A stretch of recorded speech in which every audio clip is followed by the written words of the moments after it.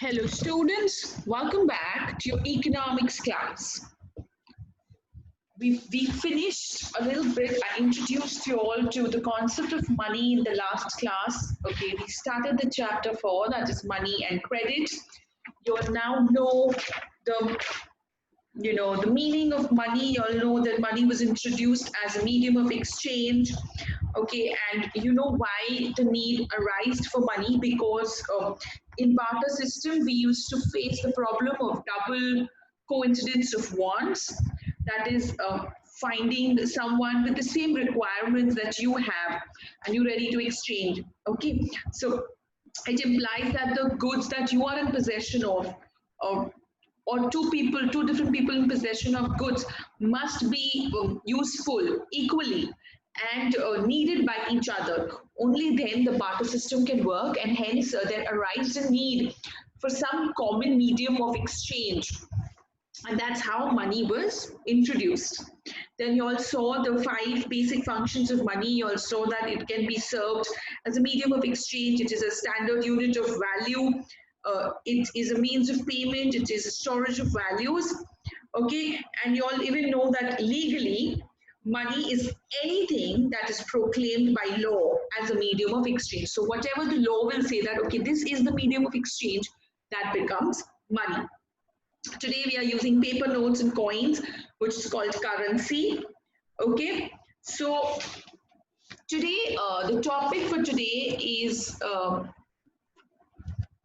modern forms of money. Over the years, everything has been changing. So if you remember antique, in the olden days, money used to be before barter system, even after barter system, in the middle, before money like coins or notes were introduced, we had cattle money. Cattle money is basically, cattle was used as a medium of exchange for anything. All right, or grains were used. But in all these forms, it was very difficult. Like everything, you cannot have power with a cattle. Let's say, for example, let's imagine it in today's world. If I want one packet of biscuit, I'm not going to give one entire cow, one entire cattle for a packet of biscuit. So that entire system did not work because it was not a practical system. And then slowly they realized we need to get some other option out, and they started making coins. Now initially, when they started to make coins, the silver coins and the gold coins, depending on whichever metal was in the abundant in that particular region or kingdom or area, depending on that they used to mint coins in that particular metal. Now, when they started with it, they did not put money, they did not put any denomination on that coin. It was not that this is a 1 rupee coin and this is a 2 rupee coin. No. At that time, it was more about weight. So the coins would be weight. So it would be like, for an example, 100 gram of coins, I will give you this for 200 grams. So basically, if you think of it in absolute literal terms, it was more about, I'm sorry for this. If you think very literally, it was more about 100 grams of silver or 100 grams of gold, because the metal used in those days was either silver or gold. Okay, so it's when it started like that. But over the years, of course, the mines have, start getting over exhausted, and also humans understood and realized the value of gold and silver, and they felt it shouldn't be used as a medium of exchange because it itself had some value. Okay, so what did they do is they moved to some other methods. And so today the modern forms of currency, we have notes. Okay, we have paper notes, we have coins, then we have demand deposits, that is the banking system basically, and we have credit cards, which is plastic money. And the most important and the most trendiest one, which is just in the upcoming phase, of course, it's not completely out in the open, but I am looking it to become a medium of exchange, not a common medium of exchange, but a medium of exchange comfortably. Right now also it is a medium of exchange, but not in a very commercial zone. But I expect it to become a commercial medium of exchange in the next 5 to 6 years, and that is Bitcoin, which is digital currency. Okay, so we'll talk about, not about digital currency, just bringing to your notice that it is also a modern form of money. Today we are going to talk about two things, it is currency and demand deposits. Now currency, that is in India, we have paper currency, we have paper notes, and these are issued by the Reserve Bank of India. They are legally tendered in India. That is, what do you mean by legally tendered? That means nobody, remember, nobody can refuse the payment made in the Indian rupee in the form of our paper currency. In India, RBI issues paper notes of the denominations 2, 5, 10, 20, 50, 100, 200, 500 and 2000. Coins and 1 rupee notes are issued by the Government of India under the Indian Coinage Act. Okay, pay attention to this very closely. RBI issues the paper notes and Government of India issues 1 rupee notes and coins, which is under the Indian Coinage Act. So I had come across this interesting fact. This happened around 7 to 8 years ago, and someone really brought this to my notice that we should really find the 1 rupee coins and keep them with us. And I said, why would happen to 1 rupee coins? 1 rupee notes. So then the person said, it is actually issued by the Government of India and not the Reserve Bank of India. If in case somehow tomorrow Reserve Bank of India goes bankrupt, which is, and this person was talking to me, I was just looking at that person being like, really, are we going bankrupt? But that person just told me, imagine it, somehow something happened and RBI goes, it's out of business, it's out of service. I said, it can't happen. He's like, no, just hear me out. And I said, okay. I was like, suppose, then only these 1 rupee coins will have any value, 1 rupee notes will have any value. And I said, okay. And then I went and I searched for 1 rupee notes. Okay, I asked 4-5 my relatives and all. Everyone looked at me weirdly, but I collected a few those days. Of course, I'm not doing it anymore. But yeah, I saw it on the note issued by Government of India. And on our RBI notes, on our all other notes, we have issued by the Reserve Bank of India. So this is an interesting fact I feel we should know, that coins and 1 rupee notes are issued by the Government of India, while 2, 5, 10, these notes are issued by the RBI.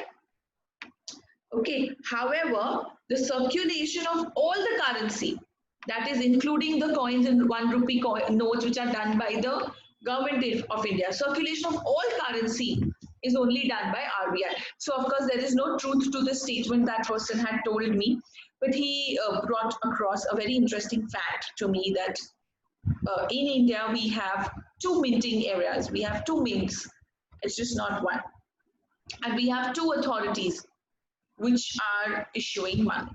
All right, so we have seen that money can act is a medium of exchange and transactions, and modern forms of money, it includes currency, and currency is basically paper notes and coins. So unlike the things that were used as money earlier, when I spoke to you about gold, silver, and cattle and grains, so unlike that, okay, those things had value themselves. But the modern currency, that is the notes and the coins that we use, is without any use of its own. Like that coin itself or that note or that itself has no value.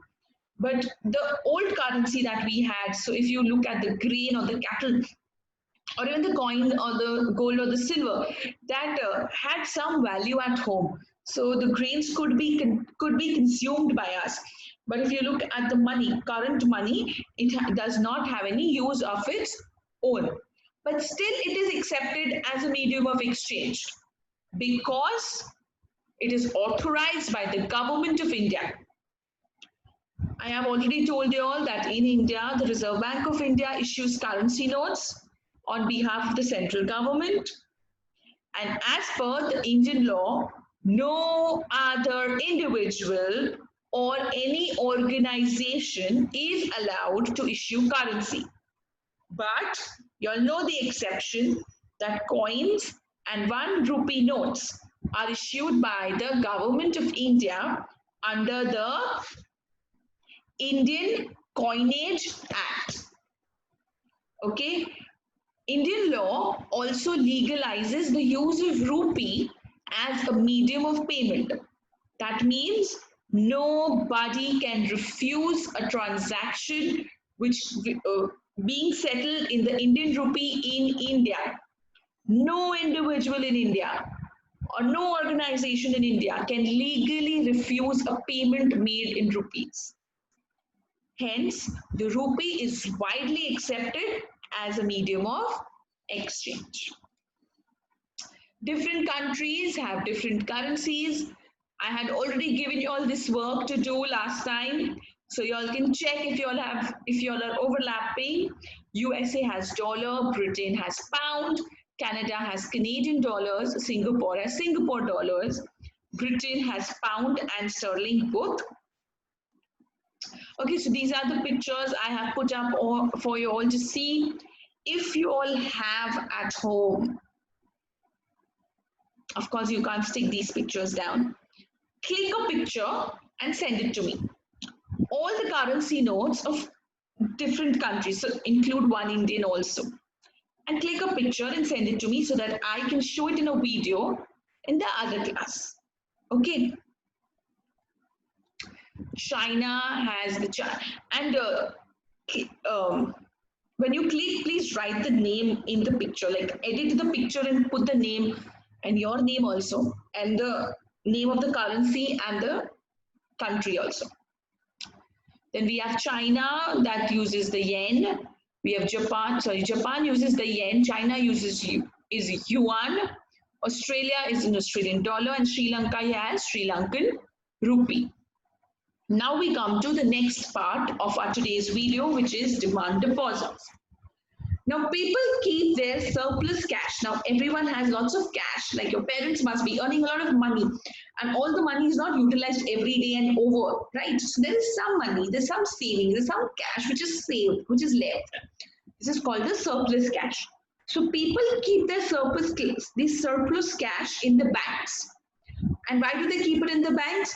So that they can withdraw the money as per their requirements, as per their demands. Hence, this money is also called as demand deposit. So I'm depositing it, but as per my demand, you will give it back to me. Such deposits are also called demand deposits. Banks also provide the facility of withdrawal and payments through checks. So what happens is, of course, I cannot just put money in my account and go to the bank tomorrow and say, hello, I need 100 rupees, please give it to me. That's not the way the system works. So what you have to do is, you have to withdraw the money using check. And you can also use this check not only to withdraw money, but to make payment to somebody else. Okay, so check is a convenient mode of payment because one does not have to carry cash with them everywhere. So you students can pay your school fees through check. Your parents don't need to carry, how much of amount, for example, 50,000 or 70,000. They don't need to carry the money to school. They just need to write a check, and it's easier to handle a check than handle 70,000 rupees. Okay, so we can use checks to pay school fees, insurance premium, telephone bills, electricity bills, etc. Okay, so another form of money is bank deposits. So at some point of time, we need only some amount of currency for our everyday work. And there are people who even receive salaries. Like we teachers, we receive salaries. So every month, the school doesn't give us the money and we don't carry that money home, because if that would be the case, robberies would be more, because they would know, okay, it's the month end, the teachers are going to get salary. Yes, not only teachers, everybody. So what do they do is we get cash, and most of, like, our school doesn't even give us sorry, give check, cash nahi check. Our school doesn't even really give us a check. It directly deposits money into our accounts using the internet banking system. So what do people do with this extra cash? Or they deposit it with the banks by opening a bank account in their name. The banks accept these deposits. And why do we keep it in the bank? It's not only a simple storage facility. Very important point over here. If I am putting my money in the bank, what am I getting in return? Yeah, of course, they are saving the money for me, definitely, no doubt. But there is something that they're doing for me in return. That is, they're giving me interest. Okay, they are paying interest on the deposits I make with them. There is an interest rate, and because of that, I have some motivation. I have some, greed at my end, because I know that if I leave this 70,000 rupees in my cupboard today, again, they are going to be safe with me, and I can withdraw money anytime I want, whatever I require. Even without a check system, I can just go and withdraw it. But why would I put that money in the bank? It's because if I put it in the bank is going to give me interest on it, and that 70,000 rupees will slowly increment. It will increment. Whereas at my house, it's not going to increment. In my cupboard, it's going to stay same. 70,000 will remain 70,000. At the most, it will become less because I will start using it more. Easy access at home, I will use it more. If it's in the bank, I will think twice. I have to make a check and go. It's okay, I don't need it today. I'll go tomorrow. I don't require it. Yes, makes a difference. So this way, people's money is safe with the bank, as well as people are earning interest over it. And also, people have the facility that they can withdraw the money as and when they require. So these are the 3 points why bank deposits are important to the people, why people are leaving money with the bank. Number 1, it's safe. Number 2, they get an interest. And number 3, they have the facility to withdraw the money as and when they want. So the deposits in the bank can be withdrawn on demand, and so these deposits are called demand deposits. Okay, is this clear to you all now why it is called demand deposits? Now, like I told you all, check is the mode of payment that is used for withdrawal and payment from the banks. So what is a check?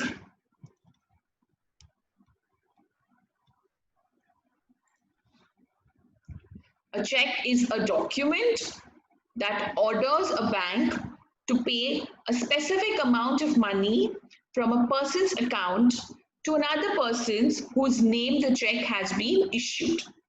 In India, the circulation of checks is governed by the Negotiable Instruments Act of 1881. In any transaction that happens through check, there are 3 parties that are involved. Number 1 is the drawer, that is the account holder. Number 2 is the drawee, that is the bank with whom the drawer's account is maintained. And number 3 is the payee, that is the person named in the check. Okay, so for next class, I want you all to arrange for some things. Number 1, in this video underneath, I'm going to link one image. It'll be a URL, it'll be a link, not URL. When you click on it, you will be allowed to download one image. I want you all to print that and keep it ready. No need for color Xerox, color printout. Normal printout is absolutely fine. This you will be using for your next class. We will learn how to write a check, and I have attached a specimen check in this video for you all, to download and keep ready. So next class, we are going to learn checks. Another activity that I'm going to do with you all next class is a hands-on activity that requires some in today words are not coming easy to me, that requires some material. So I require you to have access to polymer clay. If not polymer clay, you can even use some uh, plasma, that is Paris. Again, the words are not coming easy. You can even use modeling clay.